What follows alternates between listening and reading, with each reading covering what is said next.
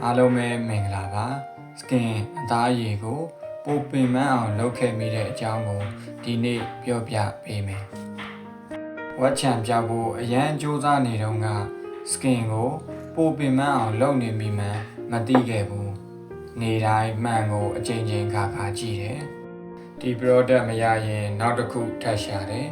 ဒီမျက်နှာသစ်စေးမရရင် routine ထပ်ပြောင်းတယ်ဝက်ချံပြောက်အောင်စူးစမ်းနေတာနဲ့မတူတော့ဘူး Bandage ထိတ်လန့်ကြောက်ရွံ့စွာအသားအရည်ကို attack ပိုထိခိုက်အောင်လုပ်နေသလိုပဲ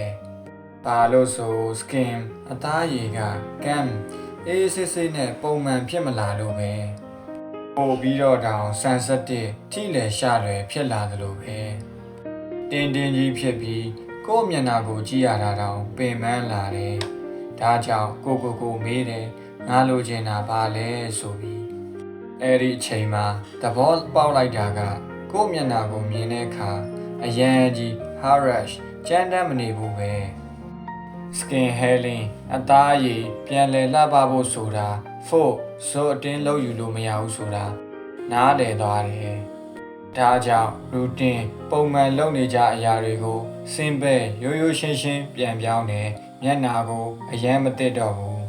product တွေလည်းအများကြီးမပြောင်းတော့ဘူးကို့အတွက်တကယ်ပြောင်းလဲစေနိုင်မဲ့အိမ်ရေးဝါအိတ်တာရေများများတောက်တာ stress စိတ်ဖိစီးမှုဒါတွေကိုပဲဂရုစိုက်ဖို့ကြိုးစားတော့တယ်ဝက်ချံထွက်လေလို့ကိုမမုန်းပါနဲ့ကို skin လိုချင်တာကပိုများတဲ့ product တွေမဟုတ်ပါဘူးပိုပြီးချမ်းတဲ့နူးညံ့တဲ့ကဲဂရုစိုက်မှုပါဖြည်းဖြည်းချင်းပေါ့ဗီဒီယိုကိုအဆုံးထိကြည့်ပေးတဲ့တယောက်ချင်းစီတိုင်းကိုကျေးဇူးအထူးတင်ရှိပါတယ်အားလုံးပဲစိတ်ချမ်းသာခြင်းကိုယ်ကျန်းမာခြင်းနဲ့ပြည့်စုံကြပါစေ